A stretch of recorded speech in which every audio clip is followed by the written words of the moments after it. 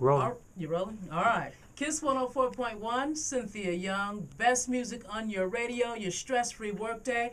And joining me today, she's a mother, she's an artist, CEO of her own company, Diva Entertainment Group. She's a writer and creator of her new stage hit play, A Little Black Girl's Blues. Give it up for Nikki Wade in the house. What's up, girl? Hey, Cynthia, how you doing? Welcome, welcome, welcome. Old school R&B. You know, this is where it all comes together. That's right. This is where the little black girl gets her blues. That's right. That's right. Old school R&B. Now, you're a busy woman. You're doing a lot of things, man. I mean, you know, normally you're planning events. You know, producing the latest video to your single. You're producing the video for your son's material. Yes, yes. When did you have time to write, create, and produce a stage? What did you call it? Music drama? A musical stage play. It's a musical dramedy. A dramedy, okay. Where do you find the time, baby? Lord knows. Now, it's called A Little Black Girl's Blues. It's set back in 1937. And the play goes from, is it Burgal, North Carolina to Chicago. Right. And it's set in a blues nightclub. Mm-hmm. Tell us a little bit about your stage play. Well, Little Black Girl's Blues, like you said, it starts off in 1927. Okay. With a young girl who has aspirations and dreams of becoming a big-time blues singer. Okay. But, of course, she's in a little small town, little country town that kind of shuns, you know, blues music. That's the devil's music. And, you know, she gets into the church choir, because that's her only outlet to be able to sing and showcase her talent, you know, while she's worshiping. Okay. And she meets her best friend, a musical confidant, Lucas Lattimore. Lucas Lattimore. Her name is Jewel Jameson. Okay. Jewel Jameson and Lucas Lattimore. And after a breakup in her family that kind of shakes the family and devastates her to the core, she seeks comfort in her best friend, which kind of results in her getting in the family way. Don't tell us too much now. Don't tell us too much. Well, I won't tell you too much, but in a family way. In the family way, so to speak. And but you know, she winds up moving to Chicago in hopes of being able to make a life for herself. And it fast forwards 10 years into 1937. And ultimately, she is cleaning houses. And while she's cleaning houses, she's doing a little singing. And lo and behold, she gets discovered. So, right there. Right. She gets discovered. She gets discovered, and then it kind of ensues from there. That's where the plot thickens. And it starts to get a little, you know, extra. So tell me, where did you derive the inspiration for this particular story? Well, I've always been fascinated with that time period. Even as a little girl, I used to read a lot of Langston Hughes, so I was, you know, fascinated with the Harlem Renaissance period. And then I would watch old movies. Remember when BET first started playing the old race films? Yeah, I would sit in front of the TV and watch them over and over again. And my mom had this book called Black Hollywood that went all the way back to talking about Nina Mae McKinney and even going into singers like Bessie Smith and you know, artists, women of, you know, from that time period. So I've always been fascinated with the time period.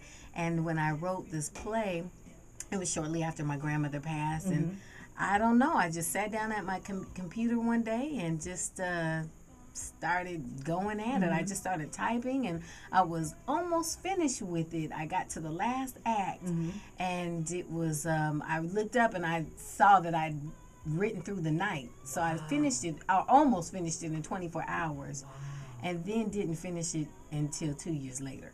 2 years later. Right, 2 years later I stopped and then just put it aside, you know, for 2 years, and then I picked it back up and started, you know, adding more and adding more, and then finally it was completed.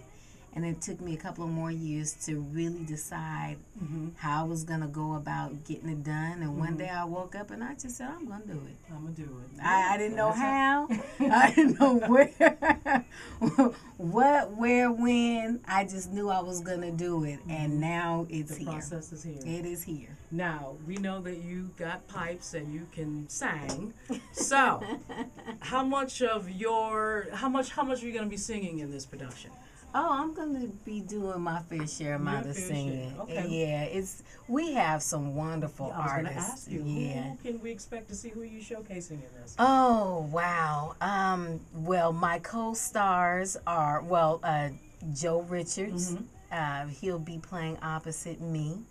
And my son is in it, Kyrie Wade. Yes. We're featuring Tyler Crudup, who'll be playing the young version of me. Okay. Let's see. I have to look down at my paper. Jewel Lucien from Tennessee also goes by the name of J. Lucy. That sister right there has a voice on her. When you hear her, oh, you're going to fall out. Okay. We got, I'm telling you, Karia Moody. I mean, we just have a great cast. Jordan Sims, just a very diverse cast as well. So we're excited. It's an exciting time. We have about 20 cast members in the play. 20 cast members? Yeah. That's a lot of folk to bring together.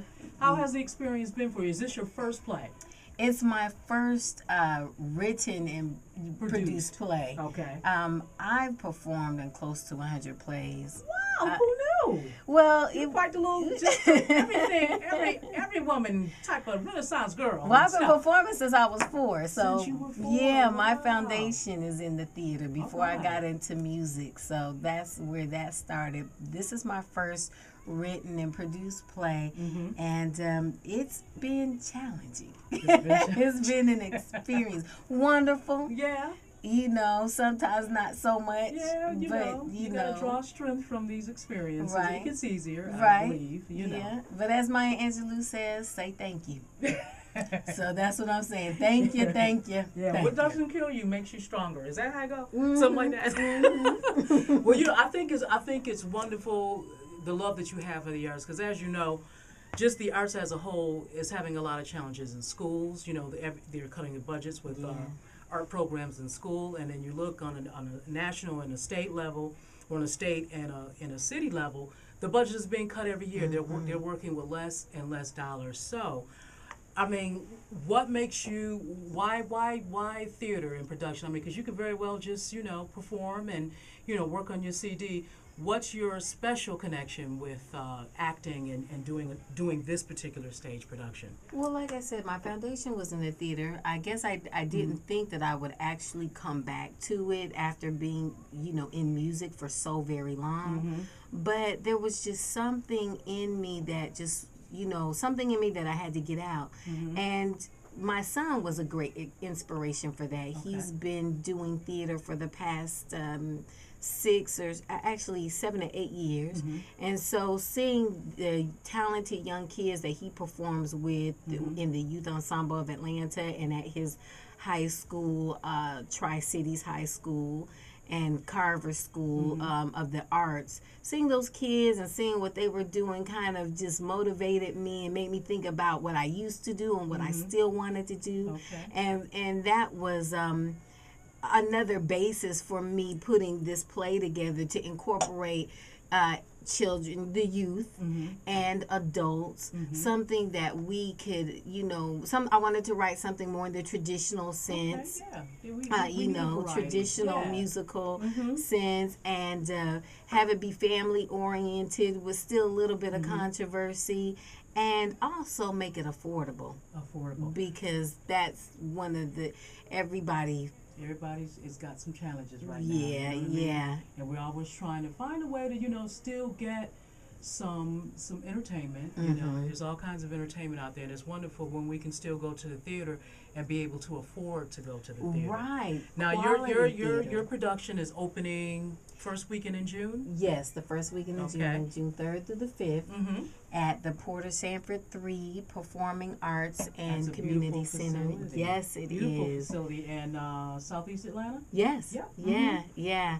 I was so excited when I went to the facility, and, you know, I was originally supposed to be at one of the more popular, so to speak, theaters, but I moved to this facility because there was an aura, spiritual aura about it that just drew me to it, and the people there have been so kind. Director David Manuel has just been a godsend, and he's been so nice. Everyone there, their staff is wonderful. So I mean, I feel like I'm at home there, and it's been great. It's been a great experience so far. Yeah, I hear wonderful things about that particular venue, so I'm glad that you're having an opportunity to showcase your production there. Folks need to come out and see this. Yes, they do. Now, how affordable is it? It's more than, trust me, I've gotten a lot of flack about how affordable it is, because I guess people think that if you make it too affordable, that the quality of the the quality of the theater isn't good. It loses its authenticity. Right. But that just doesn't sit well with me. But the tickets are only $15. For children and seniors, it's only $10, and we actually have a $5 matinee. Okay, now it's going to be two nights. It's Friday night, Saturday night, and Sunday night. Yes, it's 3 nights, 4 shows, 3 nights. 4 shows, and there's matinees on each one of those days. No, we only have one matinee on Saturday afternoon at 2 p.m. And that's how they can get that hookup on the $5 tickets. Right. Okay. Every you heard that, seat right? in the house is $5 on Saturday afternoon. So right. if you're having some financial, challenges, but you love the arts like I love the arts, then you want to get those $5 tickets. But you know what I mean? If you can support this production, which I know you can, come on out and let's show a lot of love for Nikki Way. She does so much. You do so much in the community.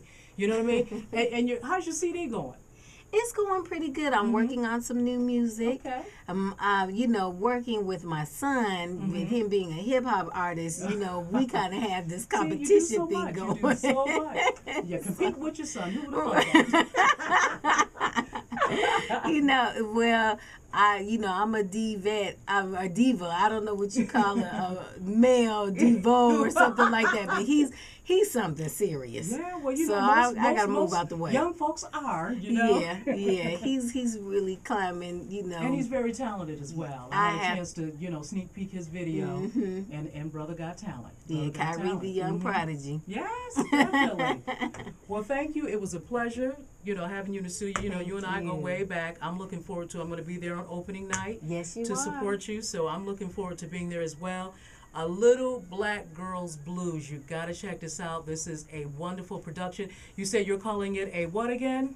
It's a musical dramedy. A musical drama. That means we're going to get our little ha-ha on as well, right? Yeah, you're going to get your ha-ha on. As long as you're going to be crying and you're going to be laughing. All right. Cool. Yeah. We're looking forward to it. Thank you, Nikki, for coming by. Atlanta's Old School R&B station, Kiss 104.1. I forgot to